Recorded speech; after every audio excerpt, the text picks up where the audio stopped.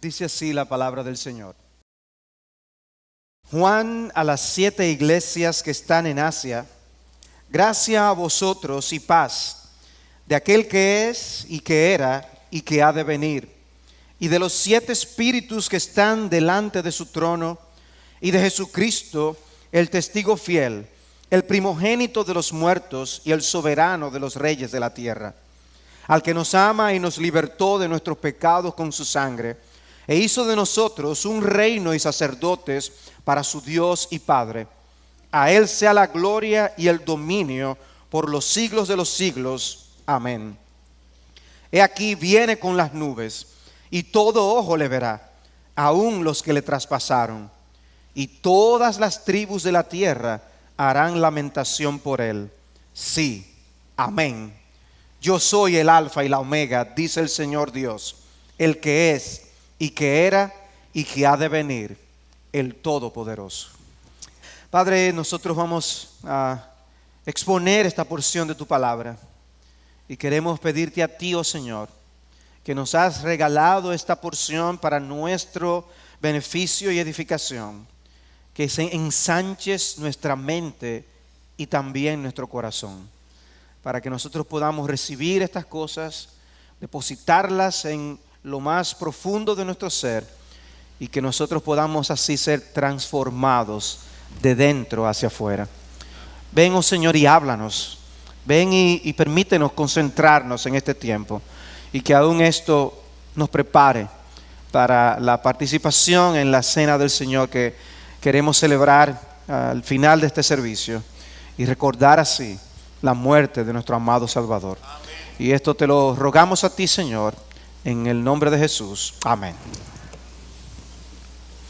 La semana pasada, en nuestro primer estudio del libro de Apocalipsis, dijimos que Apocalipsis se trata de una revelación, y más específicamente de una revelación profética, y cómo eso hace que al considerar su interpretación, nosotros tomemos en cuenta algunos principios importantes, como el hecho de que su género literario es literatura apocalíptica cargada con símbolos e imágenes a los que nosotros no necesariamente estamos acostumbrados.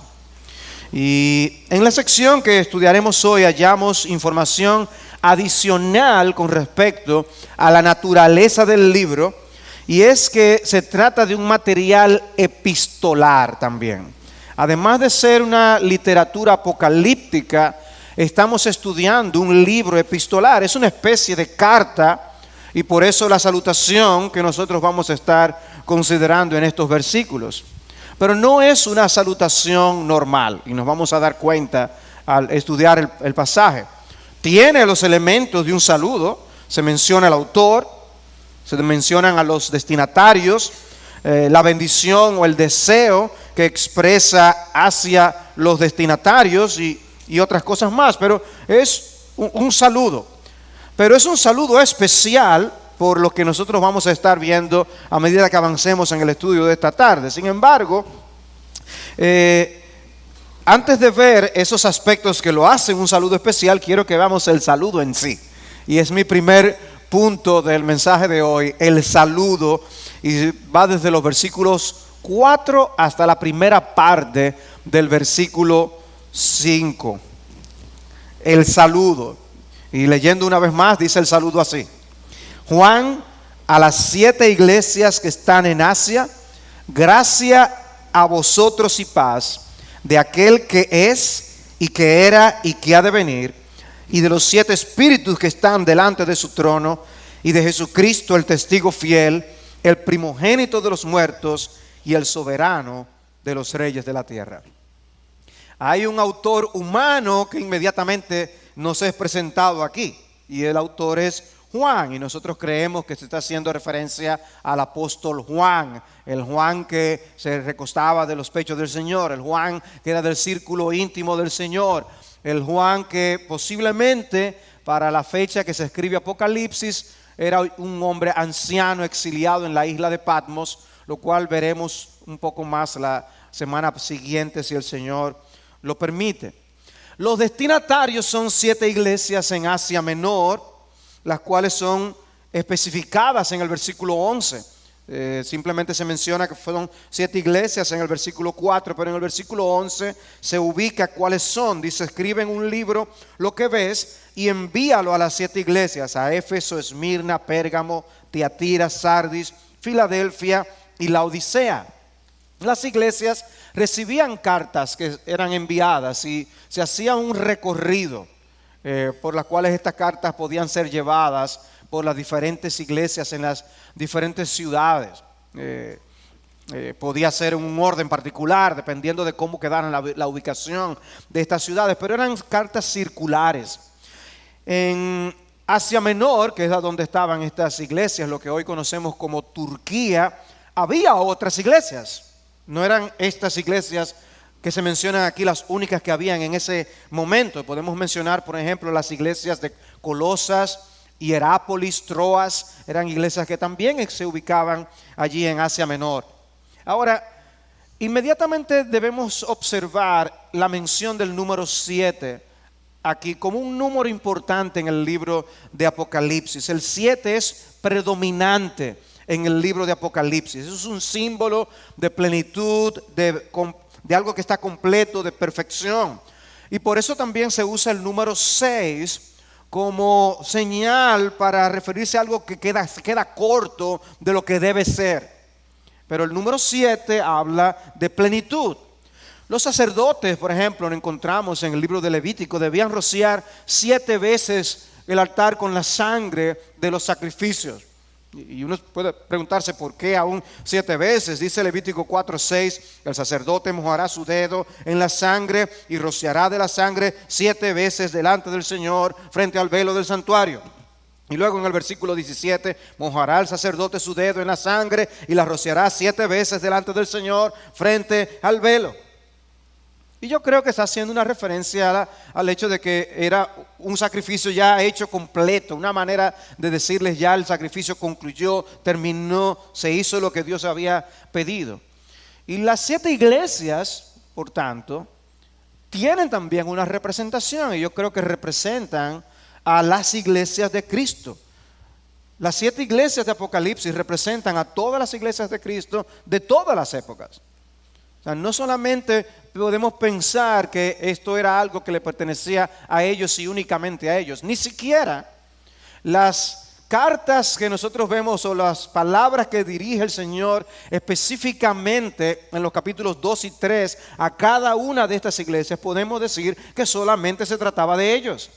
Porque incluso el contenido mismo que encontramos nos da pistas de que esto no era así. Por ejemplo, cuando se habla de la iglesia de Tiatira en 2:23, dice: y todas las iglesias sabrán que yo soy el que escudriña las mentes y los corazones.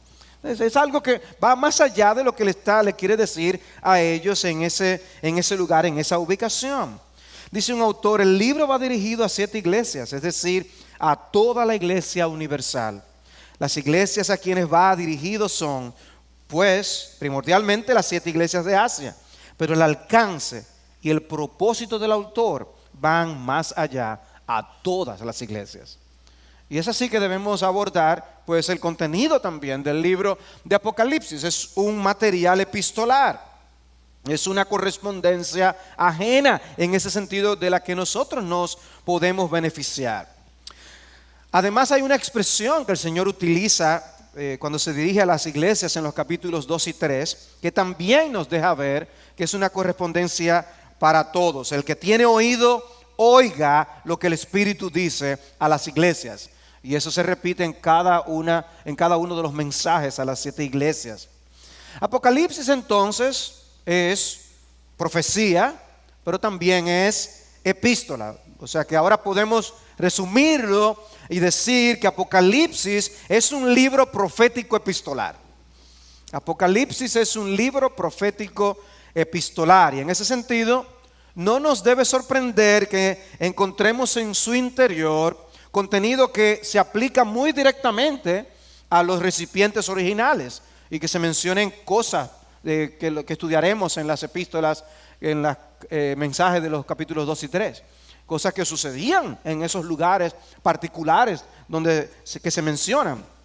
Pero también nosotros podemos allí derivar enseñanzas para nosotros, tal como cuando nosotros estudiamos cualquier otra epístola del Nuevo Testamento. Tenemos que estudiar cuál es el contexto original, histórico, geográfico, literario de ese pasaje y ubicarlo para poder nosotros entonces tener las aplicaciones para nuestras vidas correctas. Pero Dios nos dio esas epístolas a nosotros también, no solo a los efesios, no solo a los colosenses, no solamente a los filipenses. Son también para nosotros, para nuestro beneficio, para nuestra edificación, cartas del cielo para nosotros. Y así es pues lo que nosotros tenemos también en el libro de Apocalipsis, un libro del que, aunque tuvo una audiencia original, es una carta de la que nosotros podemos beneficiarnos, debemos beneficiarnos. Dice entonces el saludo: gracia a vosotros y paz.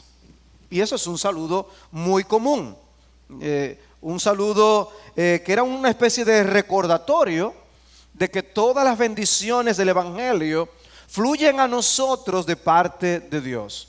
Por eso esperamos, deseamos que la gracia y la paz de Dios desciendan sobre ustedes, es lo que está diciendo el autor. Y mientras el mundo, cuando desea cosas buenas para los demás, desea riqueza, salud, felicidad, prosperidad, el pueblo de Dios desea que Dios envíe las bendiciones que nos convienen y que Él sabe que necesitamos. Y ese es el saludo tradicional de las cartas del Nuevo Testamento: desear gracia y paz. Gracia y paz. Y eran palabras para ellos de profundo significado. Nosotros podemos ser tentados a leer rápidamente y pensar que esto no tenía un significado muy profundo. Porque nosotros somos los que hoy en día simplemente decimos: ¿y qué? ¿Cómo tú estás? ¿Cómo va la cosa? Los saludos se tornan algo sin mucho significado, es algo muy superficial. Y simplemente decimos palabras por educación. Pero el saludo bíblico tenía un significado con profundidad. Ese saludo aún de los hebreos, cuando se dicen shalom, esa paz que ellos se quieren desear, no es más, es más que mera ausencia de una guerra. Es algo que afecta aún el espíritu. Y es lo que ellos se desean los unos a los otros. Y de manera increíble aún los árabes lo hacen. Pero algo que llama mucho la atención es de dónde viene esa gracia y esa paz.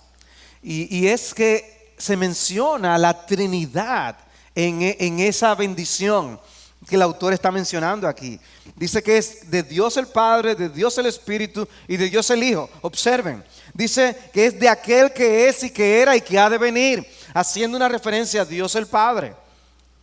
Que luego creo que es lo que ocurre en el versículo 8, cuando está mencionando de Dios el Padre, el que habla también allí. Pero dice aquí es de aquel que es y que era y que ha de venir, una referencia que veremos en un instante, cómo habla del Dios eterno.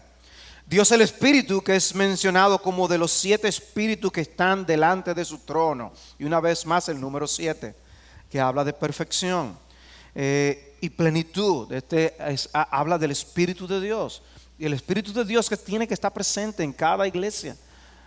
Nosotros no podemos, si hoy veíamos que es una iglesia, ¿qué hace lo que una iglesia sea iglesia? Bueno, una iglesia donde Cristo no está, no es iglesia. Una iglesia donde su Espíritu no está, no es iglesia. Nosotros necesitamos a Dios y necesitamos la gracia de Dios, toda bendición que viene del Dios Trino.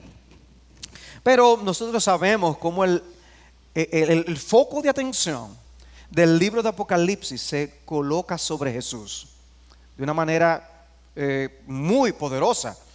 Identifica a Jesús con su nombre y con 3 títulos: de Jesucristo, el testigo fiel, el primogénito de los muertos y el soberano de los reyes de la tierra.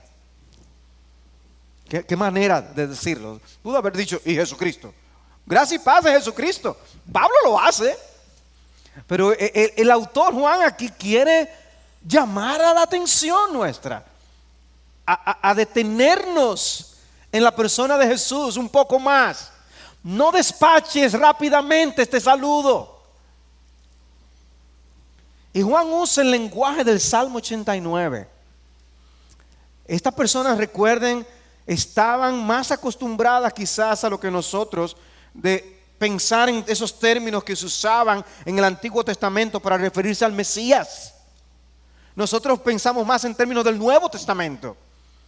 Pero aquí está Juan citando palabras que aparecían en el Salmo 89. Dice el Salmo 89, 27. Yo también lo haré mi primogénito, el más excelso de los reyes de la tierra. Primogénito, rey. Y luego en el versículo 37 dice, será establecido para siempre como la luna, fiel testigo en el cielo. Todos los términos con los que Cristo es descrito aquí en esta porción son citados en el Salmo 89. Era un lenguaje al que ellos estaban más acostumbrados. ¿Ven ustedes los tres elementos? Testigo fiel, primogénito, rey excelso. Y de manera interesante, allí vemos nosotros los oficios de nuestro Señor como profeta, como sacerdote y como rey.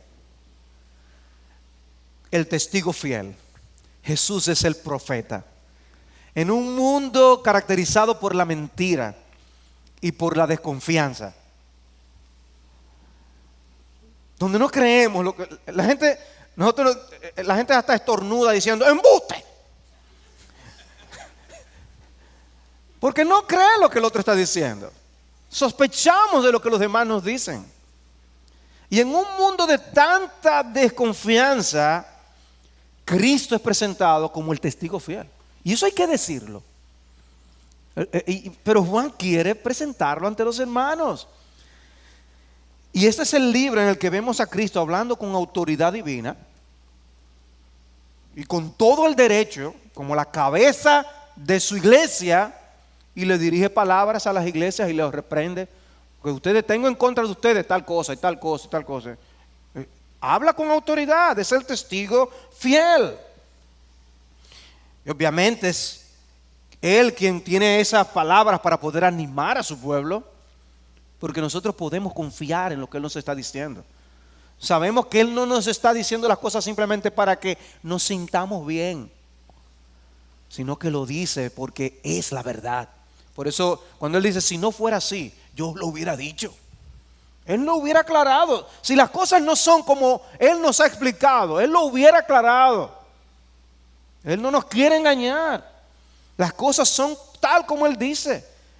Y yo me pregunto, ¿descansamos nosotros realmente como debiéramos en la veracidad de sus promesas? Del testigo fiel. O tambaleamos. Debemos confesar, hermanos, tantas veces sabemos lo que Cristo ha dicho y podemos esperar absolutamente que eso se va a cumplir, pero flaqueamos y tambaleamos. Creemos, pero Señor, ayuda a nuestra incredulidad. Debemos pedir al Señor que nos ayude a abrazarnos a las promesas del Señor, porque Él es el testigo fiel. Y si los demás, cuando dudan de tu palabra, te hacen a ti sentirte ofendido, ¿y el Señor? ¿Y el Señor cuando nosotros no creemos realmente que lo que Él está diciendo es así? ¿Cómo lo verá? No, Cristo es nuestro profeta, Cristo es el testigo fiel. Podemos confiar en su palabra. Y eso es lo que Juan le está diciendo a estos hermanos que estaban siendo atribulados y perseguidos. Y lo segundo dice, Él es el primogénito de los muertos. Una declaración cargada de significado. Cuando uno a veces lee ciertos himnos, ciertas canciones, uno ve que se usan frases que están preñadas de información. En una breve frase tiene un montón de ideas. Bueno, cuando se dice que Jesús es el primogénito de los muertos, ahí hay mucha información. Por un lado está diciendo que Él es el primogénito, Él es el principal. Para nosotros el primer hijo tiene cierto valor. Yo soy el más grande, respeta. Pero es nada comparado con lo que significaba el primogénito en la cultura hebrea. Esta semana estuve leyendo acerca de cosas de la cultura hebrea en la que Dios quiso revelarse a sí mismo. Y es impresionante, o sea, el mismo hecho de cómo vivían los hebreos, los clanes familiares en la que se encontraban, le daban valía a cosas que nosotros hoy nos podemos encontrar un poco extraño. En ese momento, ser primogénito era muy importante, porque parte de la familia dependía de un patriarca, y por eso se le daba doble porción al primogénito, porque él tenía que encargarse del bien de la familia en sentido general. Y se respetaba mucho ese punto. Y por eso lo vemos en algunas historias del Antiguo Testamento que hablan del tema. Pero Cristo entonces es identificado como el primogénito de los muertos. Y se usa en otros momentos, en otros lugares de las Escrituras. Pero también esta designación nos recuerda que Él realmente murió. El primogénito de los muertos, Él murió. No es una ilusión, no fue que se hizo el muerto, como se ha llegado a argumentar para hablar en contra de la resurrección. Es que realmente Él murió. Y eso lo hizo en representación de un grupo. Habían otra gente que había muerto también, pero Él es un muerto especial y es el primogénito de los muertos porque Él es el líder de ese grupo, que somos nosotros. Y obviamente nosotros conocemos que esta expresión también nos habla de que Él es el que estuvo muerto y vive, que es otra expresión que se usa también en el libro de Apocalipsis. Sí, yo morí, pero sí, soy el primogénito de los muertos, pero está hablando de Él como alguien que está vivo. Y hoy celebramos, ¿no?, la resurrección. Lo hacemos todos los domingos. A mí me encantó una frase que un pastor dijo: si por casualidad se te pasó el día de la resurrección, ven a nuestra iglesia que la celebramos todos los domingos. Dice que ahora Cristo ha resucitado de entre los muertos, primicias de los que durmieron. 1 Corintios 15:20. Primicias de los que durmieron. Murió para salvar, y con su resurrección selló nuestra salvación. Pero en tercer lugar se llama el soberano de los reyes de la tierra. Rey, profeta, sacerdote y rey. Soberano de los reyes de la tierra. ¿No les llama la atención que se hable del soberano de los reyes de la tierra? Porque simplemente puede decirse el soberano de los reyes, porque Él es el rey de reyes, señor de señores. Pero esa frase, reyes de la tierra, es interesante. Hay algunos que solamente son reyes de la tierra. Y la designación en el libro de Apocalipsis se usa varias veces. Es una frase que se usa varias veces en el libro de Apocalipsis. Tiene un significado. Y la idea es: la autoridad de Cristo va más allá que la autoridad que tienen los reyes de este mundo. Cristo es el que tiene una autoridad absoluta. La autoridad que ellos tienen es limitada. ¿Y cuánto poder tenían los emperadores? Y sin embargo, Juan les puede decir a ellos: hermanos, nuestro Cristo es el Rey absoluto sobre todo. En Apocalipsis 6 se mencionan los reyes de la tierra.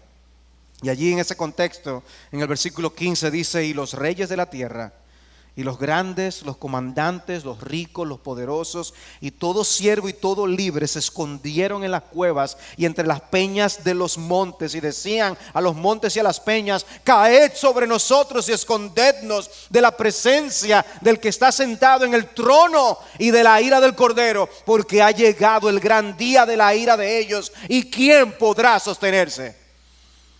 Esos reyes poderosos a quienes los hermanos temían porque sabían lo que podían hacerles, esos reyes poderosos temían, lo que está diciendo, la forma como lo presenta Apocalipsis, temían a ese cordero en su ira. Es digno de ser temido ese cordero en su ira. El que está sentado en el trono, la ira del cordero. Eso es una frase también extraña.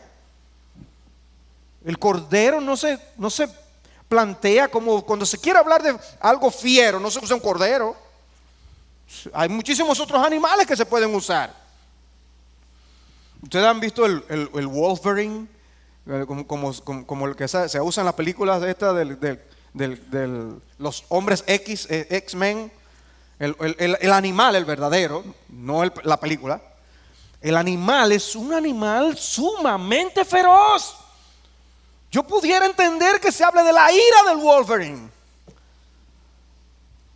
pero la ira del cordero. Sí, porque vamos a ver ese juego de simbología que se usa en el libro de Apocalipsis. Es cordero, era el cordero que tenía que morir. Era el sacrificio perfecto que se necesitaba, pero al mismo tiempo es el mismo que será el juez al final.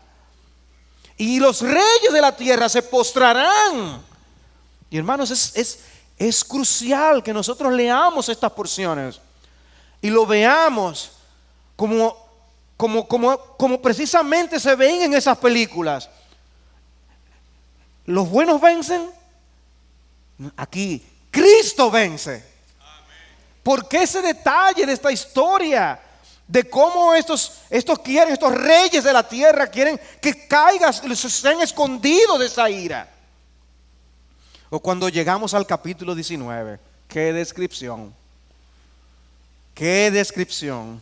Dice en el versículo 11: y vi el cielo abierto, y aquí un caballo blanco, el que lo montaba se llama Fiel y Verdadero, y con justicia juzga y hace la guerra. Sus ojos son una llama de fuego, y sobre su cabeza hay muchas diademas, y tiene un nombre escrito que nadie conoce sino él. Y él está vestido de un manto empapado en sangre, y su nombre es el Verbo de Dios. Y los ejércitos que están en los cielos, vestidos de lino fino, blanco y limpio, le seguían sobre caballos blancos. ¡Wow! ¡Qué escena! ¡Qué escena! De su boca sale una espada afilada para herir con ella a las naciones, y las regirá con vara de hierro. Y él pisa el lagar del vino, del furor, de la ira del Dios Todopoderoso. Oigan esa frase, la repito otra vez. Él pisa el lagar del vino, que está rojo, de pisar las uvas para extraer el vino, está haciendo referencia a la sangre de sus enemigos. Él pisa el lagar del vino, del furor, de la ira del Dios Todopoderoso. Cada palabra añade un elemento más grande. ¿De qué es que se está hablando aquí? Y en su manto y en su muslo tiene un nombre escrito: Rey de Reyes y Señor de Señores. Ese es tu Cristo. Ese fue el que murió por ti. Y luego en el versículo 19 dice: entonces vi a la bestia, a los reyes de la tierra. Otra vez aparecieron. A los reyes de la tierra y a sus ejércitos reunidos para hacer guerra contra el que iba montado en el caballo y contra su ejército. Está dispuesto a pelear contra Jesús. Los hombres de este mundo están dispuestos a pelear contra los seguidores de Jesús. Eso es lo que está diciendo. Y la bestia fue apresada, y con ella el falso profeta que hacía señales en su presencia, con las cuales engañaba a los que habían recibido la marca de la bestia y a los que adoraban su imagen. Los dos fueron arrojados vivos al lago de fuego que arde con azufre.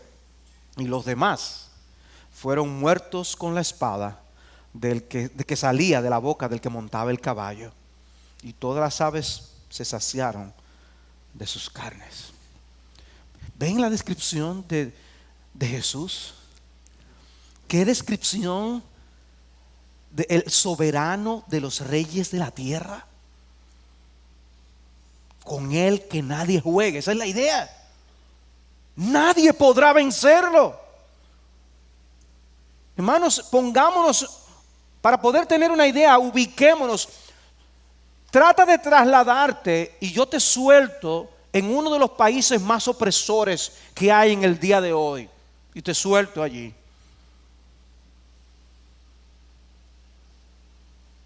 Y persiguen a cualquiera que tuviera, aunque sea un trozo de una Biblia, una página de una Biblia. Para, como ocurre en Corea del Norte, no solamente al que encuentran con la Biblia, sino todos los familiares del que encuentran con la Biblia van a un campo de concentración.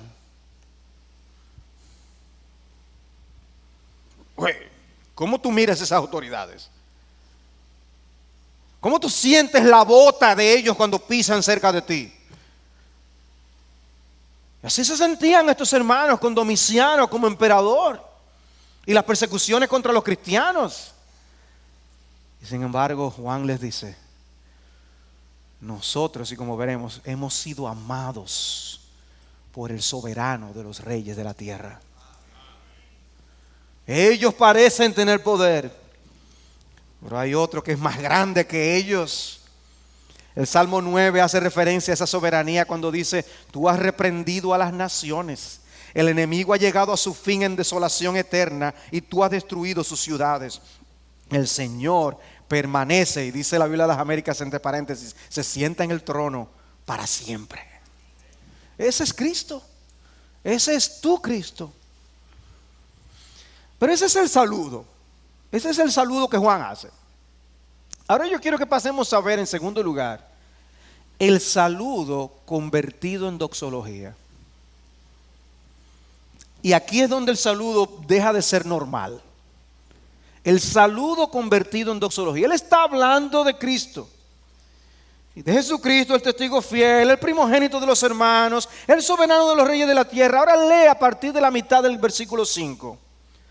Al que nos ama y nos libertó de nuestros pecados con su sangre. No dice el que nos ama, no.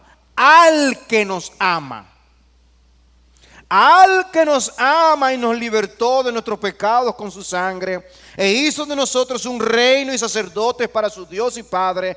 A Él sea la gloria y el dominio por los siglos de los siglos. Amén. Él está saludando. Juan les dice que su mensaje, su carta viene de parte del Dios Trino. Pero algo sucede cuando él habla de Jesús. Juan pasa de hablar de la fuente del mensaje a adorar esa fuente. Juan está diciendo de parte de quién está escribiendo, y al hacerlo nos describe a Jesús. Y es hablando de quién es Jesús que él entonces pasa a atribuirle gloria a Jesús. La consideración y la contemplación de su persona le obligó a hacer un alto, un paréntesis. Él se detuvo a dar gloria y honra a su Señor. Imagínenlo escribiendo. De repente él no puede seguir escribiendo normal. Oh, que Dios nos hiciera más como Juan.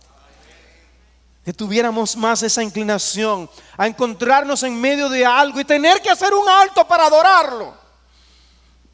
Y caer postrados ante Jesús, donde quiera que te encuentres. Y alabes su nombre y lo glorifiques y lo exaltes. Admira a Jesús. Pensar en la gloria y en la majestad de Jesús y al mismo tiempo recordar lo que Jesús hizo por nosotros le llevó a no solo hablar de Él, sino a exaltarlo ante la audiencia a la que Él escribía y con su audiencia. Al que nos ama y nos libertó de nuestros pecados con su sangre e hizo de nosotros un reino y sacerdotes para su Dios y Padre. A Él sea la gloria y el dominio por los siglos de los siglos. Amén. En la primera parte él habló de lo que Jesús es. Es el soberano, el testigo fiel. Él ahora habla de lo que Jesús hace. Ama, nos libertó, hizo de nosotros un reino y sacerdotes. Quedamos absortos con su persona y con su obra. Y destaca, nos ama.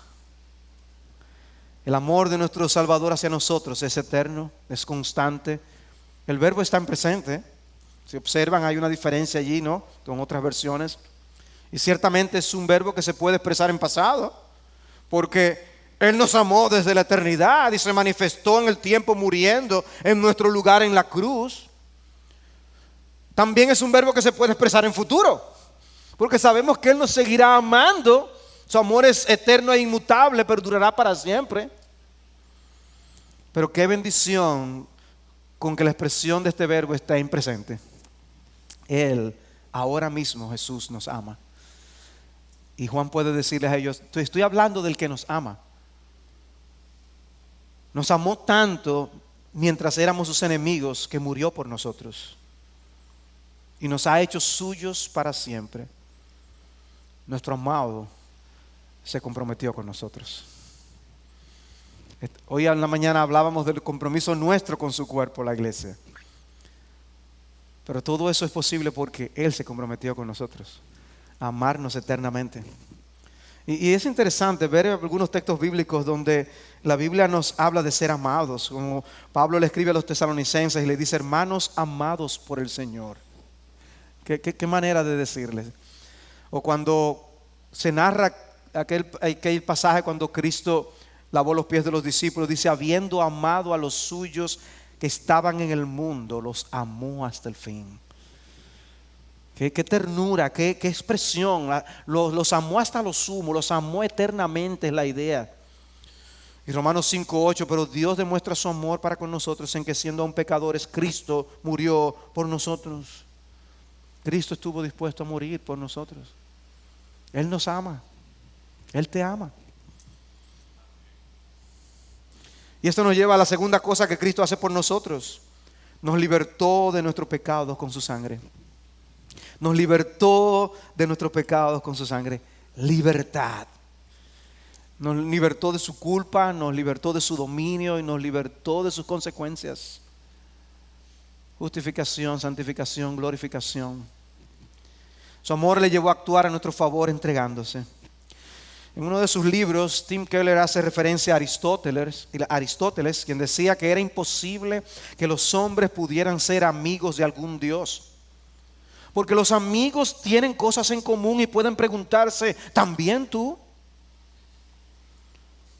Pero al convertirse en humano, y aquí habla Keller, el primer gran acto de amistad de Dios fue hacerse como uno de nosotros, acercándose a nosotros para que nosotros podamos acercarnos a Él. En su segundo gran acto de amistad, Él dio su vida por nosotros. En nuestro sufrimiento podemos mirar a Jesús y preguntarle: ¿también tú? ¿También tú? Wow, nos amó y nos libertó. Nos hizo suyos, nos rescató. Vino en esa misión a ser como uno de nosotros. Se identificó absolutamente con nosotros. Desde el mismo inicio del Nuevo Testamento nos encontramos con sugerencias con respecto a la misión que Jesús venía a realizar. Abrimos el Nuevo Testamento y lo primero con lo que nos encontramos es con la genealogía de Jesús. Lo usual era hacer la línea genealógica con los patriarcas, los líderes masculinos de las familias.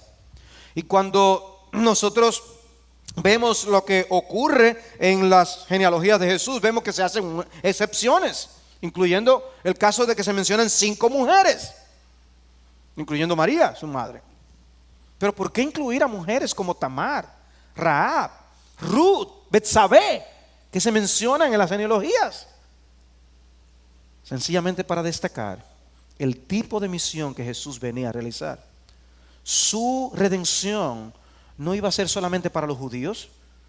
Por eso la inclusión de una mujer moabita en la genealogía. Pero también vemos que su misión incluiría la salvación de inmundos y pecadores. Y por eso la inclusión de mujeres como Rahab la ramera, aún de Betsabé, que era identificada en el texto como la de Urías. Pero el autor divino, el Espíritu, quiso dejar esa información allí para mostrarnos desde el mismo inicio del Evangelio cuál era el tipo de misión que Él venía a realizar. Él venía a rescatar a viles pecadores como nosotros. Él venía a rescatarnos de la esclavitud del pecado, amados hermanos. El Salvador vino a salvar, el Redentor vino a redimir, nuestro Libertador vino a liberar. Jesús fue quien rompió nuestras cadenas de esclavitud, amados hermanos. Y luego dice: hizo de nosotros un reino y sacerdotes para su Dios y Padre. Y lo que encontramos en esas palabras es un eco de la promesa de Éxodo 19:6. Y vosotros seréis para mí un reino de sacerdotes y una nación santa. Ustedes van a hacer esto, un reino de sacerdotes y una nación santa. Y vemos aquí en Apocalipsis que el cumplimiento de esto es con el pueblo de Dios, la iglesia de Cristo. Y es lo que Pedro también explica en su primera carta. También vosotros como piedras vivas sed edificados como casa espiritual para un sacerdocio santo, para ofrecer sacrificios espirituales aceptables a Dios por medio de Jesucristo.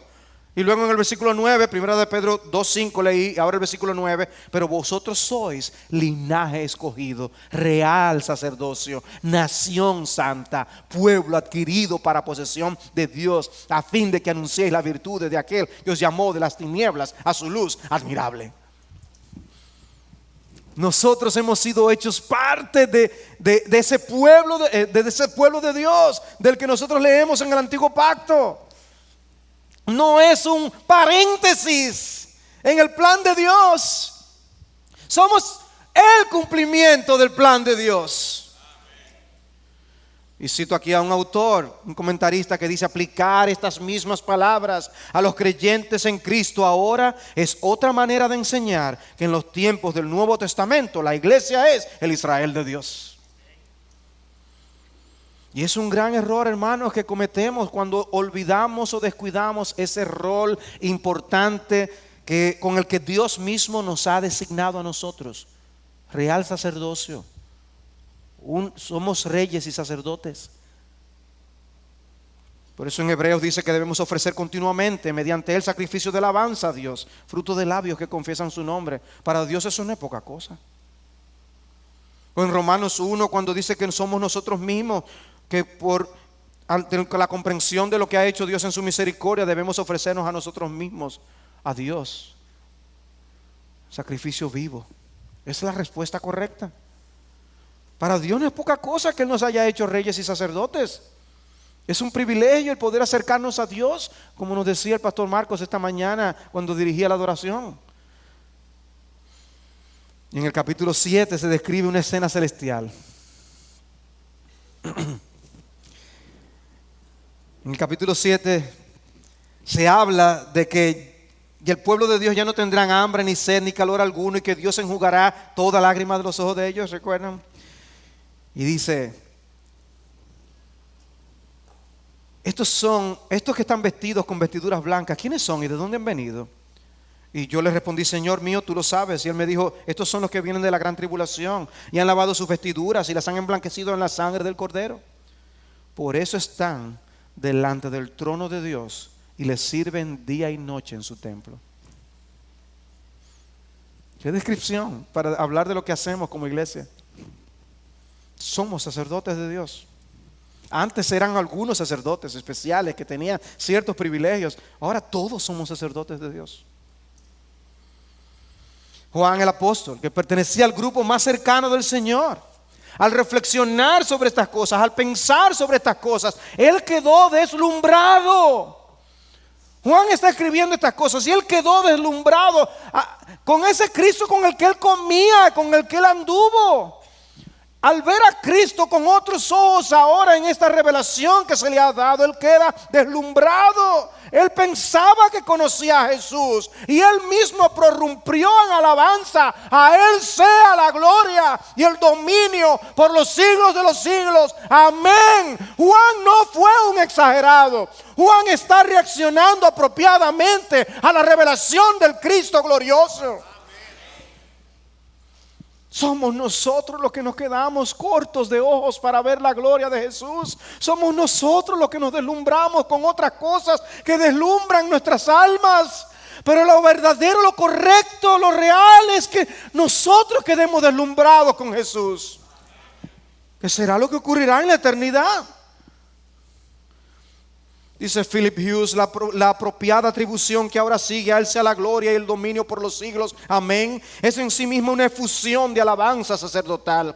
Porque dado que le debemos todo a Dios, la bendición de nuestra creación, la gracia de nuestra redención y su cuidado providencial en cada necesidad, toda la alabanza y la gloria se debe a Él y nada a nosotros mismos. Nos gloriamos siempre y únicamente en el Señor. Así debe ser. Y una de las cosas interesantes que observamos en el libro de Apocalipsis es que hay un crescendo en las doxologías dedicadas a Dios y al Cordero. Y nos vamos al capítulo 4 y allí encontramos una doxología digno eres, Señor y Dios nuestro, de recibir la gloria y el honor y el poder, porque tú creaste todas las cosas y por tu voluntad existen y fueron creadas. Llegamos al capítulo 5. Dice allí, los seres vivientes decían, los ancianos decían a gran voz: el cordero que fue inmolado digno es de recibir el poder y las riquezas, la sabiduría, la fortaleza, el honor, la gloria y la alabanza. ¿Me faltó alguna palabra? ¿Cómo? ¿Qué más digo? Y a toda cosa creada que está en el cielo, sobre la tierra, debajo de la tierra, en el mar, y a todas las cosas que en ellos hay, oí decir: al que está sentado en el trono y al cordero sea la alabanza, la honra, la gloria y el dominio por los siglos de los siglos. Y los 4 seres vivientes decían: amén. Y los ancianos se postraron y adoraron. No hay otra reacción más apropiada y correcta ante Jesús. Y llegamos al capítulo 7.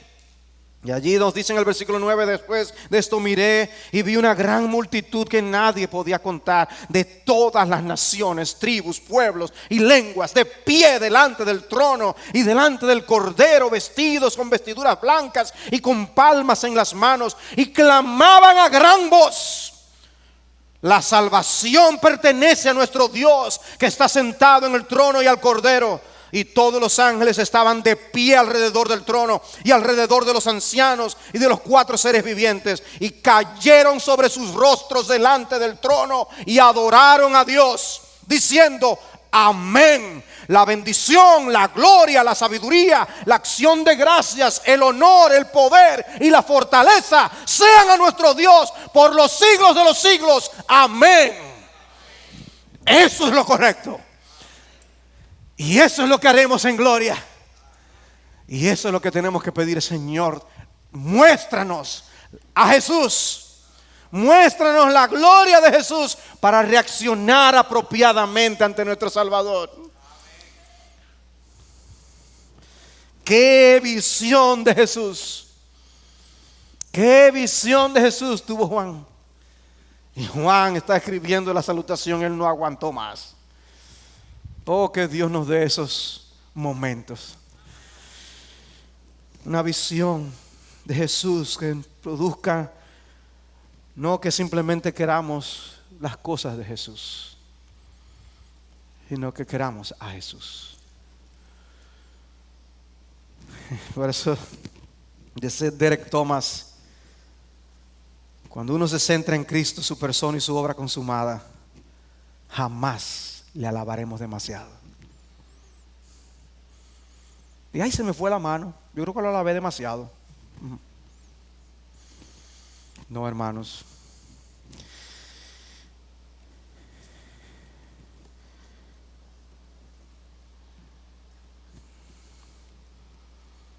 Jesús es todo. Jesús es todo, aunque no lo veamos, aunque el hombre no lo admita.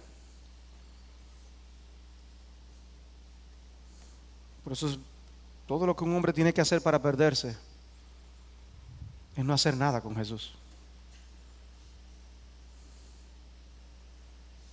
No hagas nada con Jesús y conocerás lo que es el lloro y el crujir de dientes. Steven Lawson dice: si Jesús no es todo para ti, entonces no es nada para ti.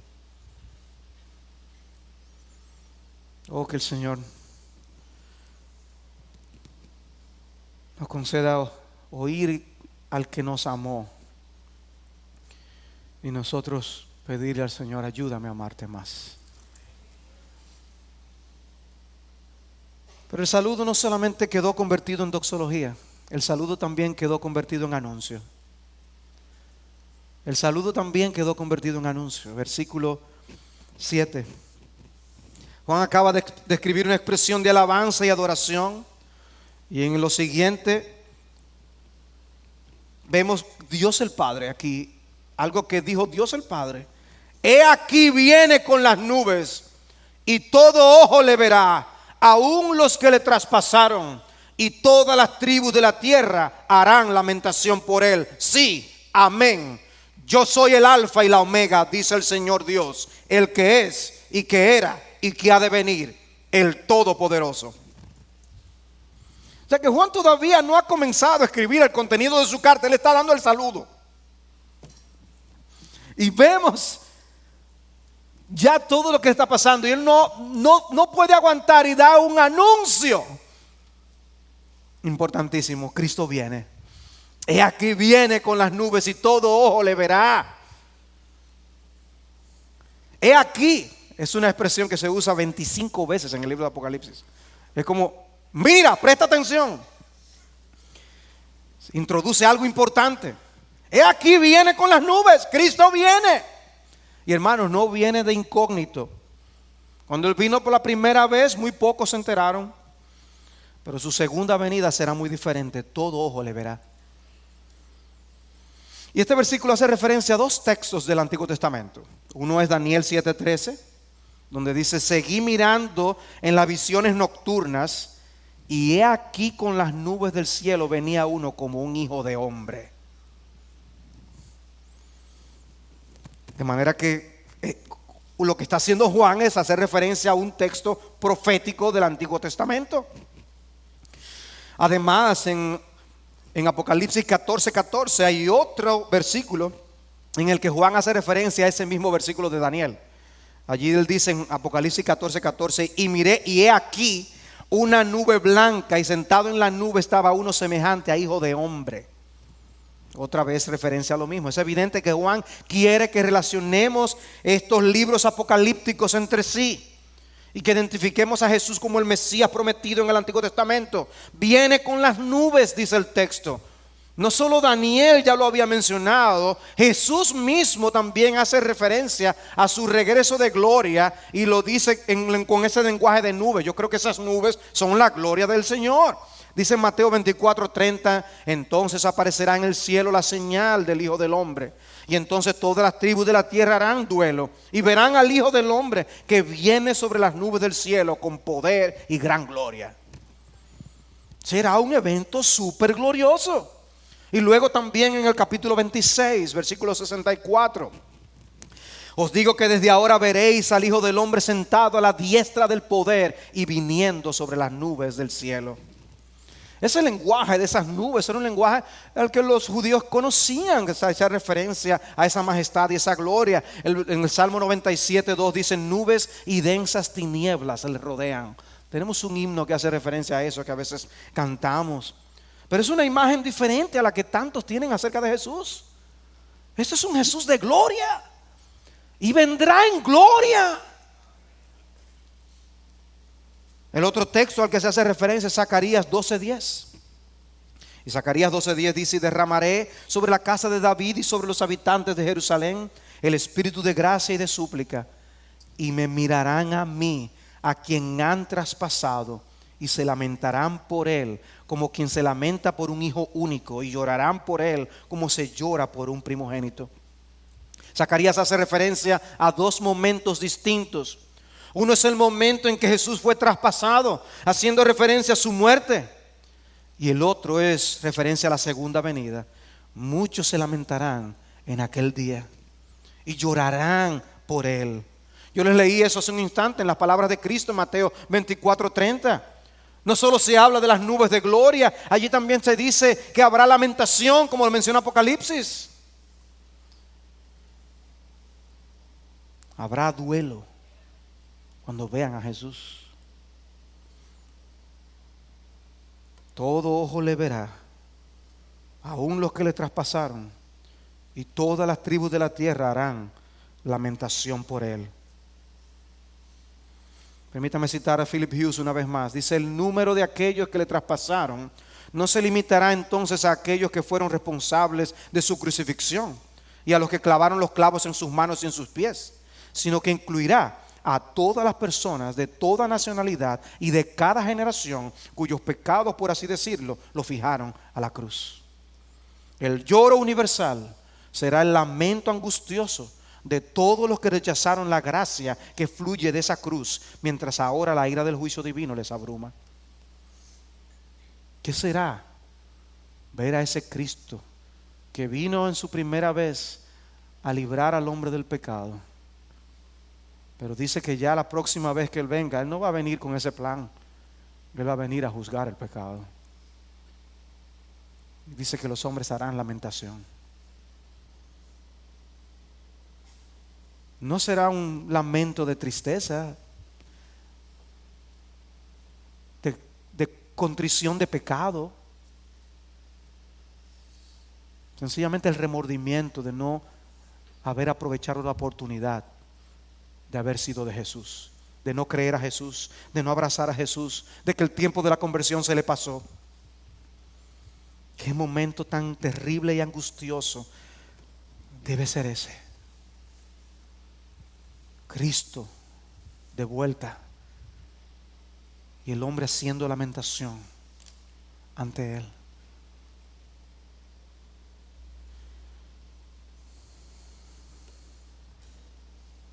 Yo creo que muchos de nosotros llegaremos a ese día, y aunque ya no habrá juicio para los creyentes, creo que habrá un sentir interno extraño, no lo sé, de tantas cosas que no debimos haber hecho, haber dicho, de cosas que debimos haber hecho y no hicimos. Por eso Juan habla de no alejarnos avergonzados de Él. No es algo que llegue a llevarnos a alejarnos de Jesús, pero ver a Jesús, al que nos amó, nos libertó y dio su vida por nosotros, yo creo que evocará muchas cosas. Debe ser un momento extraño. Pero eso no es lo que experimentarán los que no creen en Jesús. Será un momento de absoluto dolor, lloro, tristeza, lamento, de nunca más otra oportunidad. Un sentido de perdición total. O que aquí no haya nadie que vaya a experimentar eso. Si nosotros supiéramos de alguien que está sentado aquí esta noche y nos señalara algo, se pusiera sobre la persona y nos dijera: mira, esa persona irá al día del juicio y será hallado falto, todos nosotros lo miraríamos con compasión. Mi amigo, si tú estás aquí y no estás preparado para ese momento, prepárate ahora que tienes oportunidad.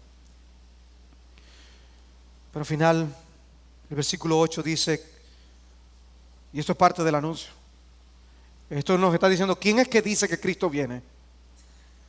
El que es el alfa y la omega, el que es y que era y que ha de venir, el todopoderoso que lo está diciendo. ¿Qué anuncio? Yo soy el alfa y la omega. En la primera y última letra del alfabeto griego es una manera de decir: toda otra existencia y mensaje depende de mí. No hubo nada antes de mí, ni lo habrá después de mí. Es un lenguaje que aparece en el mismo libro de Apocalipsis, en el capítulo 21 y capítulo 22. Él es el primero y el último. Aparece en Isaías: yo soy el primero y yo soy el último, y fuera de mí no hay Dios. Isaías 44:6. Isaías 48:12. Yo soy el primero y también soy el último. Pero luego dice: el que es y que era y que ha de venir, una referencia a Éxodo 3:14. Yo soy el que soy. Nuestra existencia depende de Él. La existencia de Él no depende de nada más. Autoexistente, autosuficiente, independiente. Nosotros no podemos concebir nuestra existencia aparte del tiempo, pero el Señor siempre ha sido quien Él es. Él es el Dios del pasado, del presente y del futuro. Y por eso otros hermanos podían escuchar esa promesa: Él viene en las nubes, y creerle a quien los estaba diciendo. Y no solo eso, al final lo último que dice: que Él es el Todopoderoso. No es que Él tiene un buen deseo, es que Él tiene el buen deseo y el poder para hacerlo. Y esa es una de las maneras favoritas del Señor identificarse a sí mismo. Se usa 8 veces más en el libro de Apocalipsis. Es imposible que los planes de Dios queden frustrados. Él siempre tendrá la última palabra. Ese anuncio se cumplirá: Cristo vuelve. De cuánto consuelo debió ser oír esas noticias a los hermanos que leyeron esto. De cuánto consuelo saber que era el Todopoderoso, el Shaddai, quien lo estaba diciendo. Y así debe serlo también para nosotros. Porque muchas veces no es verdad que nos sentimos que nosotros no podemos. Pero al recordar que Él es el Todopoderoso, podemos decir, pero Él sí puede. Cuánto consuelo. Hermanos, en una iglesia perseguida, en un país totalitario, les preguntaron, ¿cuáles son sus libros favoritos en la Biblia? Y la respuesta de ellos puede quizás sorprendernos, pero sus libros favoritos eran Daniel y Apocalipsis. ¿Y por qué? Porque nos enseña que al final nuestro Dios gana. Hermanos, viviendo en esas condiciones, es entendible que ese libro sea favorito. El Señor nos ayude a nosotros a derivar consuelo y ánimo de las enseñanzas de Apocalipsis, como ellos lo hacen. Nuestro Padre Celestial está en el trono. El futuro puede parecernos incierto. El futuro inmediato puede lucir oscuro, pero recuerda que no cae ni un pajarillo a tierra que no sea por la voluntad de Dios. Nuestras vidas están en sus manos. Todos los recursos del gobierno del Todopoderoso están dedicados a cumplir con el propósito de llevarnos a la gloria, de llevar al cuerpo de Cristo donde la cabeza está y estar con Él para siempre. Somos más que vencedores por medio de aquel que nos amó. No solo vencedores, sino más que vencedores. Aleluya, Maranata.